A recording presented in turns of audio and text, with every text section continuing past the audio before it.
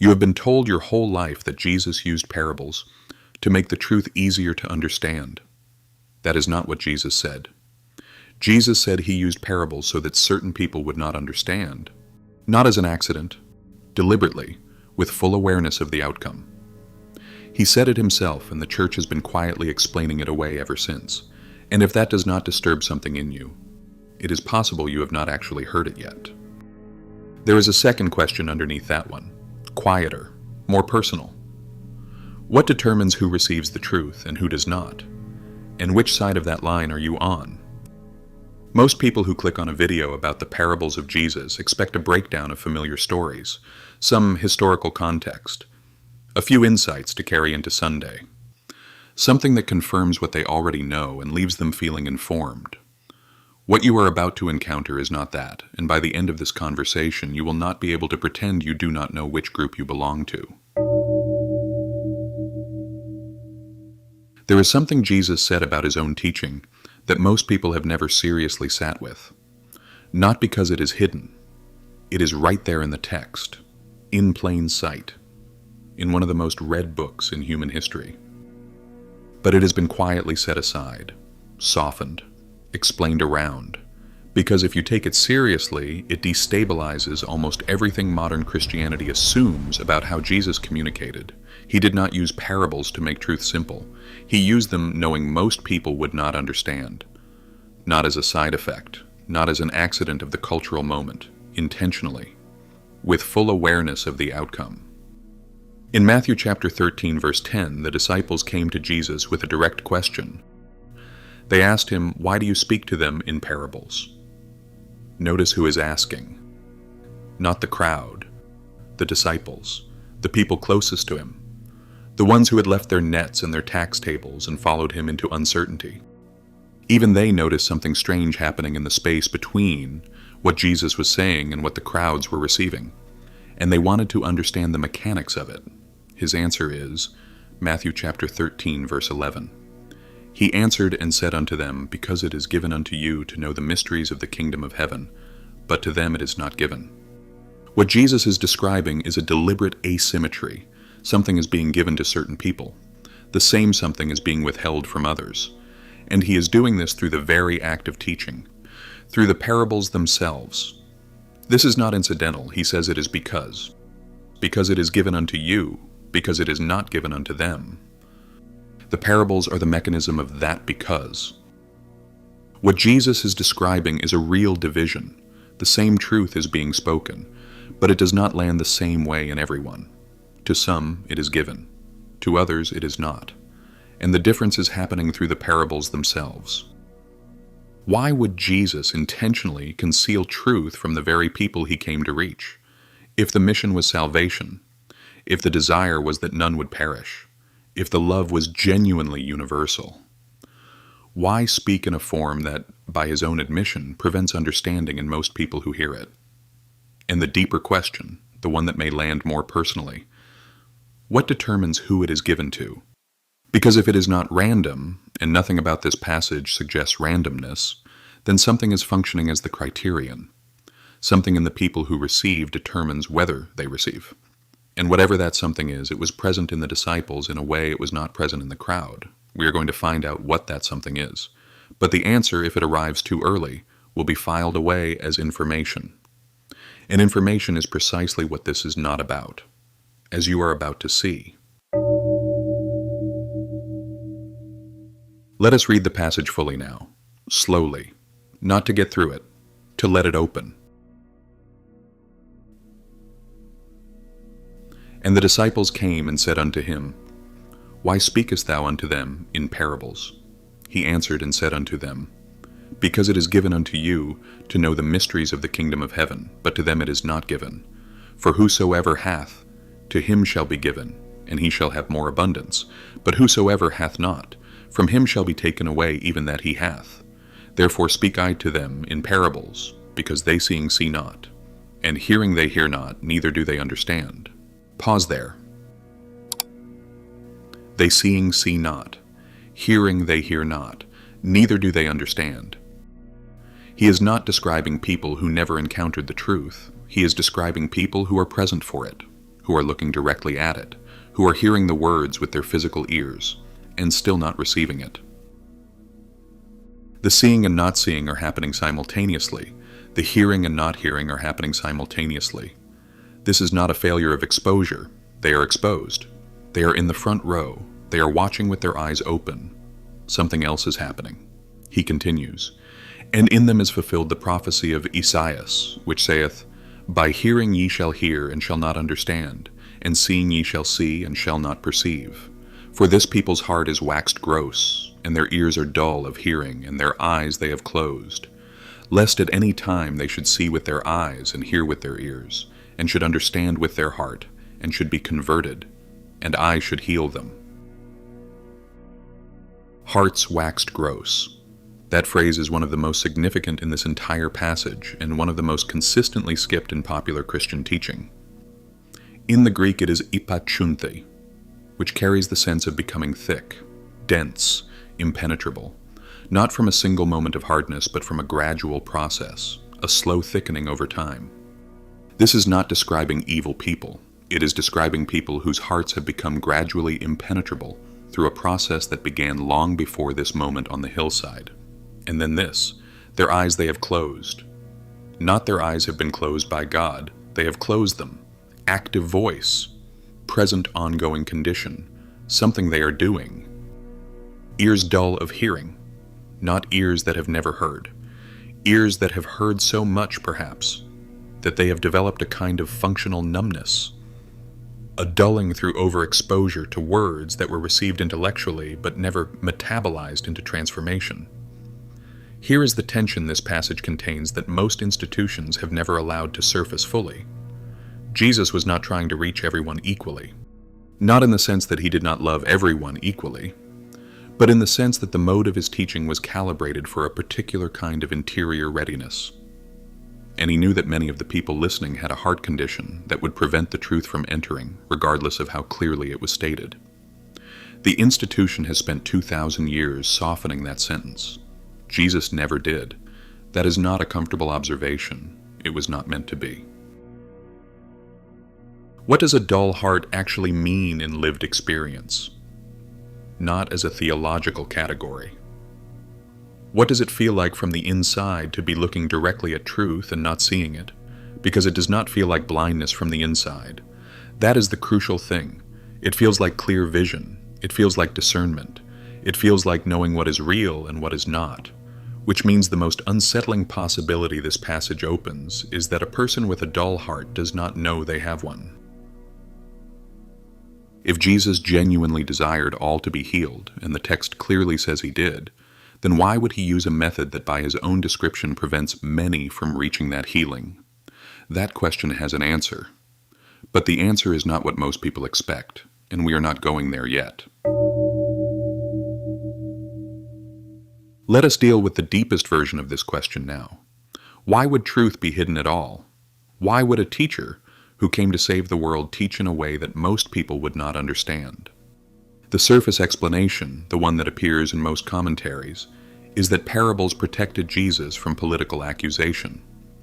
That veiled language gave him theological deniability with hostile authorities while allowing the inner circle to receive the deeper meaning. And there is something to this. It is not entirely wrong, but it does not account for what Jesus actually said.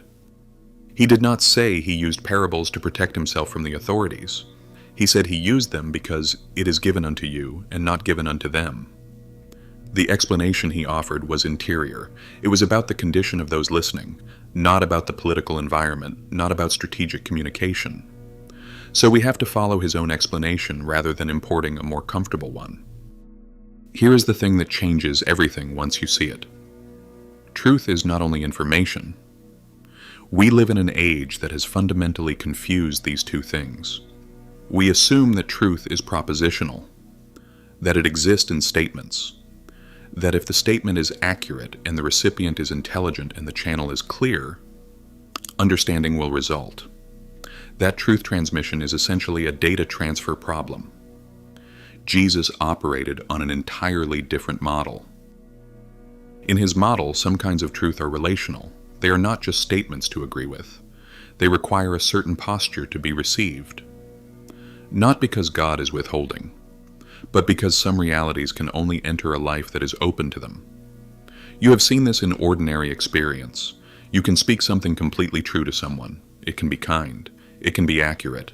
It can be exactly what they need. And if they are already locked into their conclusion, if they are protecting a fixed version of reality, the words reach their ears and go no further. They do not land. Nothing shifts. Nothing takes root. Not because you said it wrong, because they were not in the interior posture that would allow it to enter. This is not a failure of the truth. It is a function of the ground. And now he introduces the statement we touched briefly and have not yet fully opened. Matthew chapter 13, verse 12. For whosoever hath, to him shall be given, and he shall have more abundance. But whosoever hath not, from him shall be taken away even that he hath. On the surface, it sounds harsh. Those who have get more. Those who do not have lose even what they have.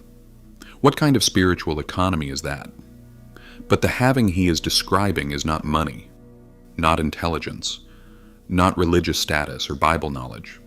It is receptivity, an interior posture, a heart that has been cultivated or neglected. Those who have cultivated that posture receive more, not because they earned it, because more can actually enter. The ground is ready. Those who have neglected it lose even what they thought they had, because without the posture that allows truth to enter and take root, even the truths already received begin to fade. They become inherited positions rather than living realities, doctrines held about a kingdom rather than an experience of one.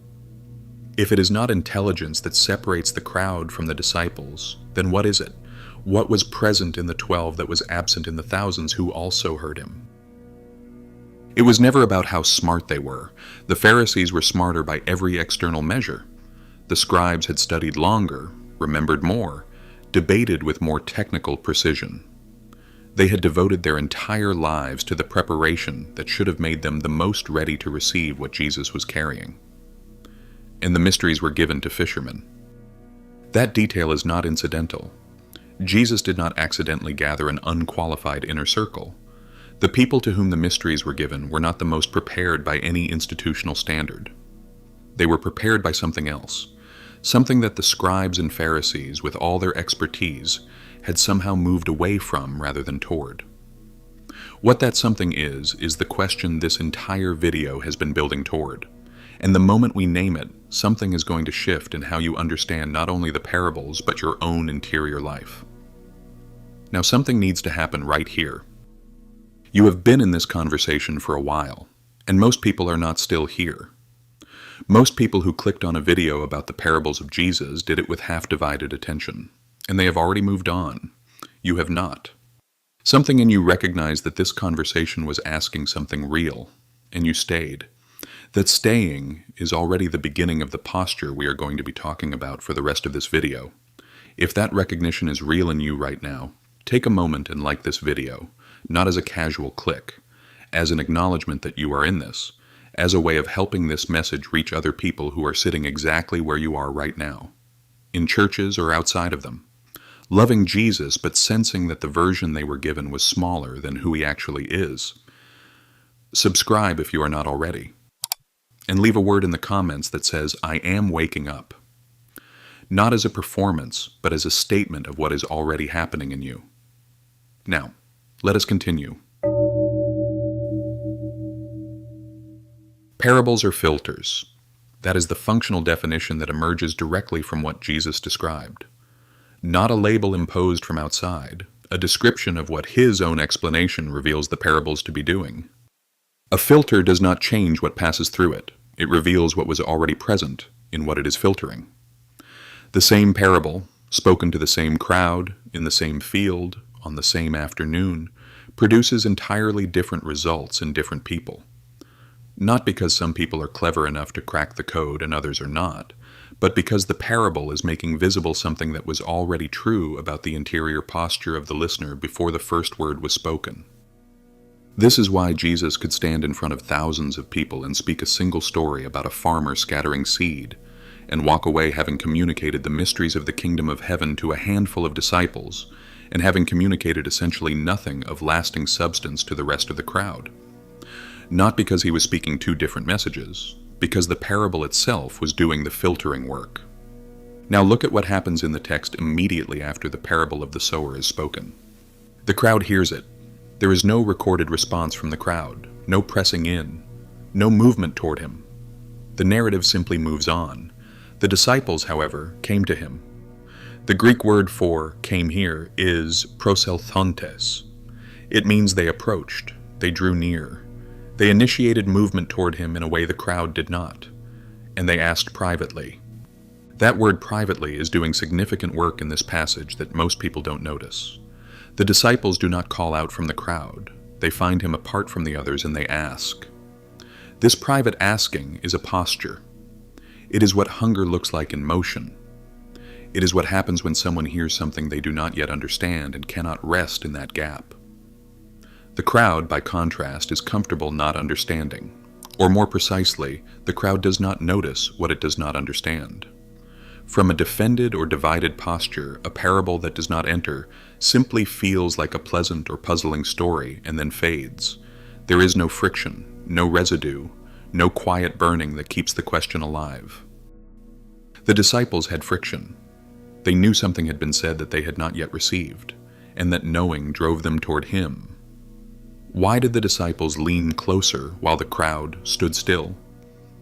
What was it in them, in their actual interior experience at that moment, that made them move when others did not? The answer is not that they were spiritually superior. The answer is something more subtle than that. Something that either increases or decreases in you right now based on the choices you are making about how to engage with the words of Jesus. Understanding is not earned, it is given. But given to whom? And by what mechanism? And what, if anything, can you do to position yourself for that giving? These are not rhetorical questions. There are real answers, and we are almost there. Now we slow down. This is the chapter that requires the most from you, because we are going into the parable that Jesus chose as the foundational parable, the one he pointed to as the key to all the others. After the disciples came to him privately and asked for an explanation, Jesus said something that should have stopped every subsequent interpreter cold. He said in Mark chapter 4, verse 13, "Know ye not this parable? And how then will ye know all parables?" This one is the master key, the one that, if understood correctly, opens every other parable he told, and it is a parable about hearing, which is exactly what the entire discussion in Matthew chapter 13 has been about. Not farming, not agricultural economics. Hearing, the interior mechanics of what happens when the word of the kingdom arrives at a human heart. The parable of the sower. A farmer goes out to scatter seed. The seed is the same throughout. The farmer is the same. The scattering method is the same. The only variable is the ground on which each seed falls. And the ground determines everything. Let us go through each soil slowly, not as categories of other people, as interior conditions, because Jesus was not describing four kinds of people out there. He was describing four postures that can exist within a single person at different times, and even simultaneously in different areas of a life. The seed that falls on the hard path. The path is compacted earth, not rock, not poison, just earth that has been walked on so many times, by so many feet, that the surface has become impenetrable. The seed cannot enter. It sits on the surface until the birds come and take it. What compacts interior ground? Familiarity without transformation. Hearing without receiving. Being around the Word of God constantly, in services and in songs and in podcasts and in devotionals, without allowing any of it to actually enter and change something real. The repeated passage of familiar truth across the surface, without it ever being genuinely metabolized into transformation, creates a kind of theological callus, a heart that has heard so much that it has stopped being moved by any of it. And here is what makes this soil so difficult to diagnose from the inside. Hard soil does not feel hard from inside it. It feels like discernment. It feels like wisdom. It feels like knowing what is true and what is not, what is real theology and what is deviation, what deserves engagement and what can be safely dismissed. Hard soil often presents to its owner as theological confidence. But it is actually a condition in which the word arrives and nothing happens. It sits on the surface, and then it is gone. Ask yourself something honestly. Is there a part of your interior life that has become so familiar with the words of Jesus that it no longer actually responds to them? Not a part that rejects them. A part that agrees with them immediately and moves on without being changed. That is the hard path. The seed that falls on rocky ground. Rocky soil is different from hard soil. It has some surface receptivity. The seed enters. Something begins. There is what Jesus himself calls immediate joy. An emotional experience of having encountered something true and good. But there is no depth. The rock underneath prevents the root from going downward.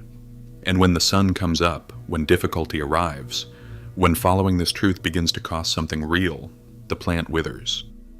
Not because the person is insincere, because the initial reception was real but shallow.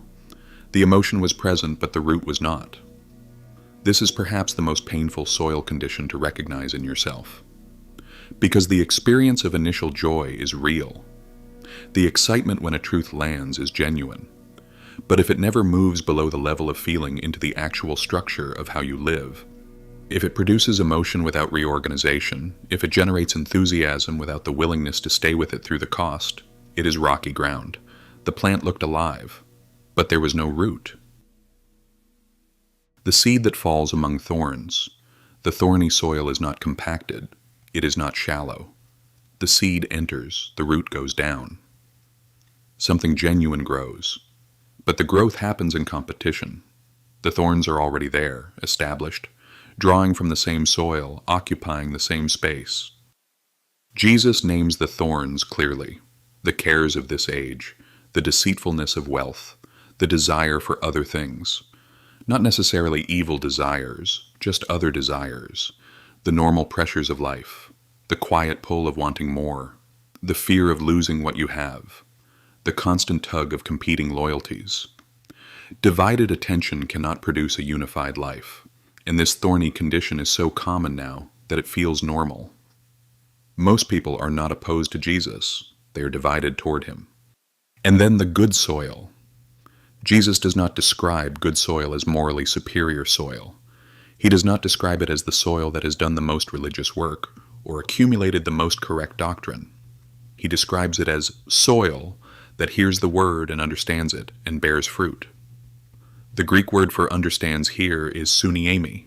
It means to bring together, to cause to come into contact, to allow something to penetrate and integrate with the existing structure rather than simply passing through the mind and leaving no trace. Good soil is not passive, it is receptive, which is a different thing. Passive soil just lies there. Receptive soil is actively oriented toward receiving. It has been cultivated, loosened, cleared, made ready for something it is genuinely expecting and genuinely wanting. And now I want you to do something, not as a spiritual exercise for later, right now, in this moment. Which soil are you right now? Not which soil have you been, not which soil should you aspire to be. In this conversation, in the way you are holding what is being said, what is the condition of the ground? Is there a layer of immediate agreement covering a lack of genuine reception? Is there excitement present, but also the awareness that it may not survive contact with your actual life? Is there genuine hunger, but also the background noise of 10 other things pulling at the edge of your attention? Or is there something quieter, something that is simply open and still and willing to receive whatever arrives? There is no performance here. No one can see your answer but you.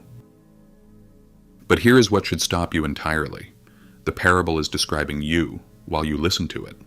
The posture you bring right now is the very thing the parable is exposing. This is not just a story about farmers in ancient Judea. It is revealing the mechanism that decides, in this moment, how much of what is being said actually enters you. If the soil determines what the word can produce, can the soil change? Because if the answer is no, this whole conversation is a kind of verdict with no appeal. But if the answer is yes, then everything depends on understanding how soil changes. And that question is the hinge on which the rest of this conversation turns. The answer is yes. But the mechanism of that change is not what most people in most churches have been taught. And the difference between the mechanism you were given and the real one is exactly the gap between explanation and transformation. We have been circling the center of this conversation for 5 chapters now. We watch the crowd and the disciples hear the same words and have entirely different responses.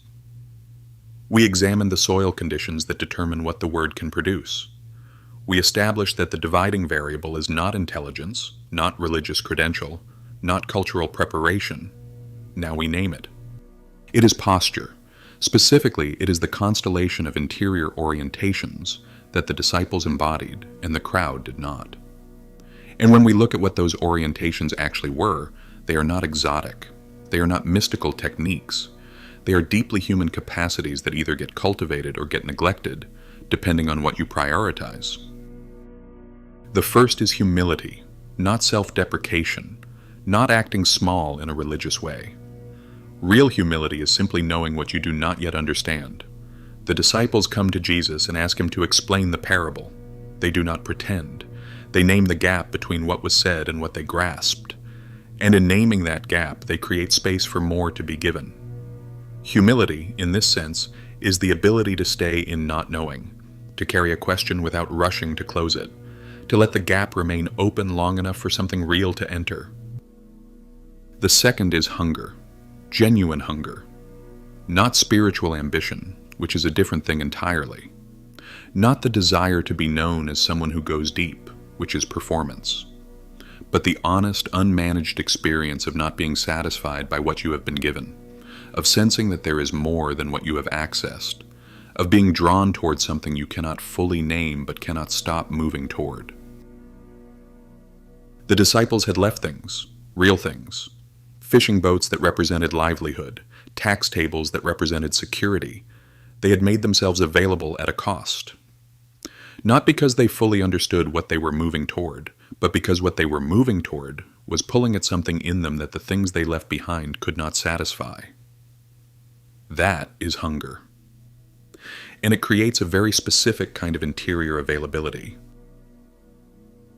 The third is private seeking. When the disciples wanted to understand, they did not call out from the crowd. They found him privately. They moved toward the source when no one was watching and no social performance was required. They engaged from the part of themselves that was most genuinely seeking rather than from the part that was visible to others. There is something in this that deserves a moment of honest reflection. How much of your engagement with Jesus happens in the interior, in private? In the space where no one is watching and there is nothing to perform and the only thing present is you and the question? Because that is where the disciples received their explanations, not in the public teaching moment, in the private approach. This may be the most costly one. Certainty is comfortable. It works socially. It gives you a place in a community. It feels like you have arrived. It saves you from the effort of continuing to search. From the inside, certainty can even feel like faith. But certainty reached too early is not faith. It is closure. Enclosed ground cannot receive new seed. The disciples had not arrived at certainty. They were asking. They were still in the question. And it was in that state of genuine not knowing that the mysteries were given to them. Now return with me to Matthew chapter 13, verse 11. It is given unto you to know the mysteries of the kingdom of heaven, but to them it is not given. Read it now with what you have just been given. The giving is not arbitrary. It is not random election. It is the natural outcome of a relational law.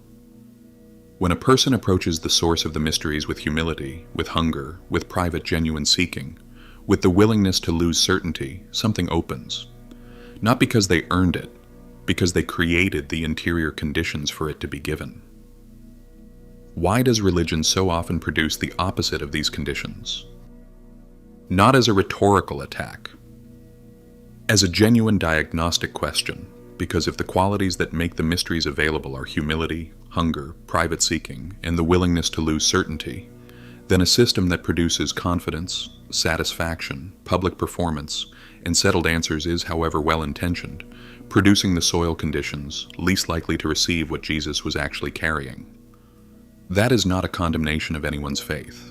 It is an observation about a structural problem that has been operating for a very long time. Religion explains. Jesus transforms. Those are not the same process. They do not produce the same person. And what gets lost in the gap between them is not a minor thing.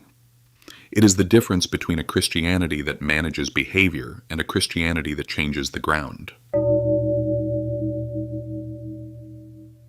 Let me say what I am about to say with care, because this is the place where it would be easy to slide into a tone that is critical or dismissive. That is not what this is. The people who built the institutions of Christianity, who wrote the commentaries, who developed the curricula, who preached the sermons that transmitted the faith across 2,000 years, were in the vast majority sincere. They loved Jesus with genuine devotion. They gave significant portions of their lives to making his name known and his teaching accessible. But there is a difference between transmission and transformation, and that difference explains something that millions of people feel but have struggled to name. Here is what happened to the parables over time. They were interpreted systematically, institutionally, authoritatively. Commentaries were written on top of commentaries. Sermons were built on top of those commentaries. Sunday school lessons were constructed on top of those sermons. And in that process of institutional interpretation, something entirely predictable happened. The parables were flattened into moral lessons. The Good Samaritan became a lesson about helping people in need. The prodigal son became a lesson about God's forgiveness. The sower became a lesson about the importance of receiving the word and applying it diligently to your behavior. None of these readings are entirely wrong. They contain real truth, but they are working on a different register than what Jesus was doing. And for 2,000 years, that reduced version has been handed to people as if it were the whole thing. They are extracting behavioral instruction from texts that were designed to produce interior transformation. And there is a profound difference between those two things. When you reduce a parable to a behavioral lesson, the listener walks away with an instruction. Do this. Be like this person. Avoid this attitude. The parable has functioned as a guide to better conduct, and the listener exits the encounter, essentially unchanged in their interior orientation, having received instead a new item on a behavioral checklist. But when the parable is allowed to function as what Jesus said it was, a mystery of the kingdom of heaven, something entirely different happens. The listener does not walk away with an instruction. They walk away with something opened, a gap in what they were certain of, a glimpse of something they had not previously noticed, an interior movement that has no immediate behavioral payoff, but has rearranged something at a deeper level of how they see. Behavior improvement is not transformation. You can modify your conduct significantly without anything fundamental changing in what you are. You can become more generous, more patient, more scripturally literate, more religiously observant, and still be the same compacted surface or rocky shallowness or crowded interior that you were before the process of improvement began. What Jesus came to address was not primarily behavior. He came to address being. He came to address the condition of the interior ground itself, whether the ground of a human life could become the kind of soil in which the kingdom could take root and bear fruit. And he described that work not as instruction, but as seed, not as information delivered from teacher to student, as life deposited into earth, as something that works in the dark, below the level of the cognitive over time, through processes that cannot be managed or accelerated by human effort. This is why the parable form was not a pedagogical choice. It was a theological necessity. You cannot deliver the mysteries of the kingdom through explanation, because the mysteries of the kingdom are not primarily information about God.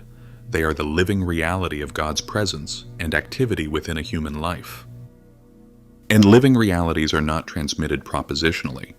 They are received through encounter, through receptivity, through the specific interior conditions that allow them to enter and take root. The institutional reduction of the parables to moral lessons was not malicious. It was the natural outcome of bringing the teaching of Jesus into a system that was primarily designed to produce religious conformity rather than interior transformation. A system needs legible outcomes, behavioral metrics, measurable compliance. The mysteries of the kingdom do not produce those things on an institutional timeline. They produce fruit in ways and on schedules that are not manageable. And so the institutional process, over centuries, gradually translated the unmanageable into the manageable, the mystery into the moral, the seed into the instruction. Have you inherited a reduced version of what he actually meant?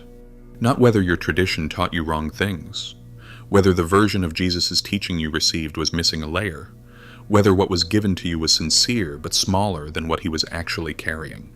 Because the parables are not locked, the text has not been changed, the words are the same as they were in that field.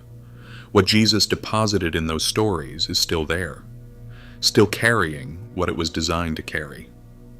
They are not locked, they are waiting. What they are waiting for is not a better commentary, it is not a more enlightened theology. It is a particular condition in the person who encounters them, and that condition is what the final movement of this conversation is about to name directly. We return one final time to the verse this entire conversation has orbited, Matthew 13, verse 11. It is given unto you to know the mysteries of the kingdom of heaven, but to them it is not given. Let it land now with the full weight of everything we have walked through together. The division Jesus described was not intellectual. It was not theological. It was not based on moral performance or religious lineage or doctrinal correctness. It was relational.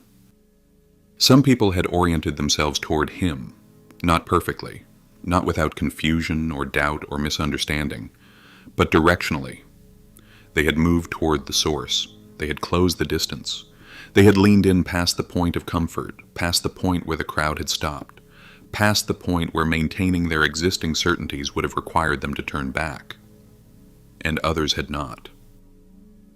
The others were not necessarily wicked.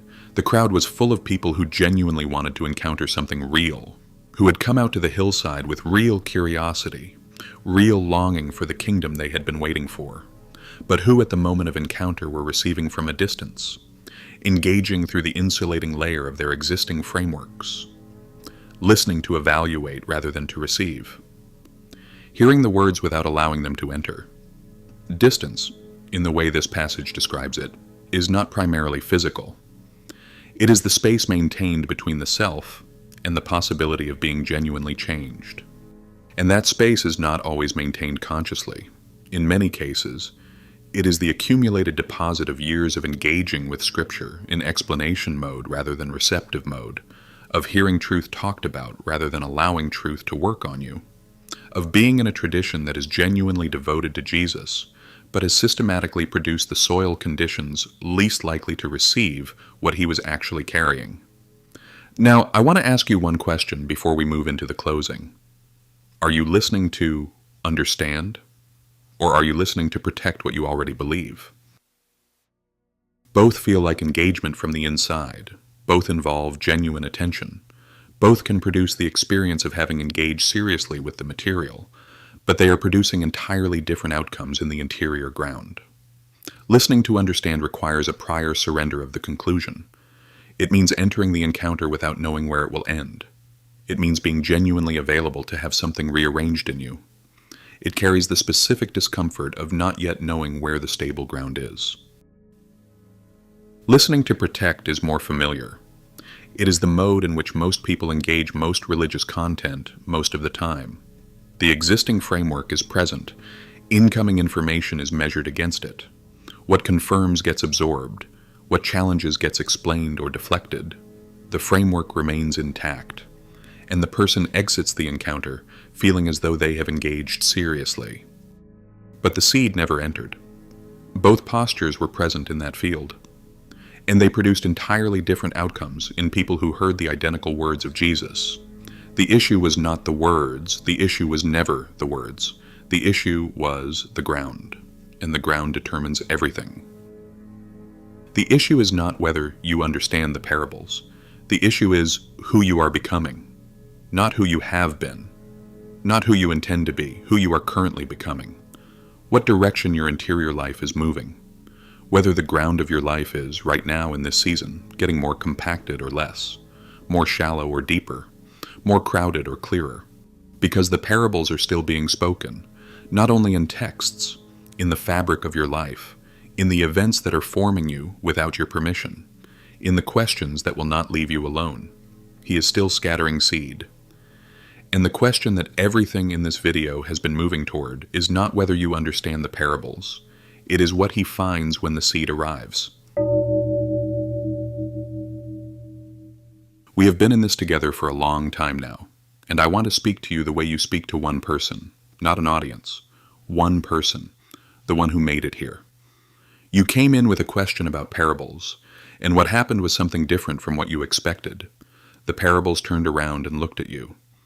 The teaching that was supposed to be examined became the mirror. And something in you, the part that stayed, the part that kept leaning in past the chapter endings, and the unresolved questions, and the moments where a more defended version of you might have clicked away, that part already knows what it encountered here. The disciples were not the most qualified people in that crowd. They were not the most educated or the most religiously prepared or the most spiritually advanced. They were the ones who could not stop following, who found him privately when they did not understand, who stayed in the question instead of forcing a resolution, who were willing, repeatedly, to not know in his company rather than know, certainly, at a distance, and it was given to them. I want to read you one more passage before we close, because it contains perhaps the most intimate description in all of the Gospels of what it feels like when the seed enters ground that is ready. Two disciples walking to Emmaus, after the crucifixion, in grief, discussing the events they had witnessed and could not make sense of. And a stranger joined them on the road, and they did not recognize him. And he walked with them and opened the scriptures to them and explained the things concerning himself. And when he was gone from them, they said to each other, "Did not our heart burn within us while he talked with us by the way and while he opened to us the scriptures?" Luke chapter 24, verse 32, the burning heart. That is not theological certainty. That is not doctrinal clarity. That is the specific interior experience of truth moving through ground that is open enough to receive it, of the seed entering, of something beginning below the surface that has no immediate behavioral payoff, but is unmistakably real, if you have felt that, even once, even faintly. In a passage that caught you in a way you could not explain, in a silence after reading something that would not close. In the strange persistence of a question about Jesus that keeps returning no matter how many times you think you have settled it. You know what receptive ground feels like. And the path from here is not the acquisition of more information about Jesus. It is the cultivation of the conditions in which what he is carrying can enter more fully. The slow, patient, often uncomfortable work of attending to the interior ground, of noticing where it has become compacted and asking what walked over it so many times, of looking honestly at the rocky places and asking what prevents the root from going deeper, of naming the thorns and being willing to do something about them. The Greek word that Jesus used and that we translate as repent is metanoia. Its root meaning is not primarily remorse. It means a change of mind, a new way of perceiving, a turning of the inner orientation, a fundamental shift in how you see rather than merely what you do. That is what the parables were designed to produce, not better behavior, a different seeing, a metanoia of perception that begins to make visible the kingdom that Jesus said is already within you, already present, already available, waiting not for your performance, but for your receptivity. He said it plainly in Luke chapter 17, verse 21. The kingdom of God is within you, not will be, not could be if you do enough. Is present tense, now. The parables were keys to that kingdom, not explanations of a distant place, mechanisms of interior opening, stories designed to do what explanation cannot do, to move below the level of the cognitive, to find the ground beneath the doctrine and work there, slowly, in the dark, until something breaks through. And they are still doing that, right now, in the same words, with the same capacity. You have been given something in this conversation that many people sitting in full churches, having heard good preaching for years, have not yet received. Not because you are more worthy, because something in you chose to stay, because you leaned in the way the disciples leaned in. And the fact that you can feel the distance between what you came in with and what is sitting in you now is itself the beginning of the answer to every question this video opened. The question is not whether you understand the parables.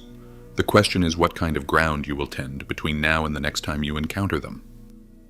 If you walked through this entire conversation seriously, I want to acknowledge that, simply and honestly. Not because staying deserves congratulation, but because what this asked of you was real. It asked you to sit with open questions rather than reach for comfortable answers. It asked you to look at the condition of your own interior ground without flinching.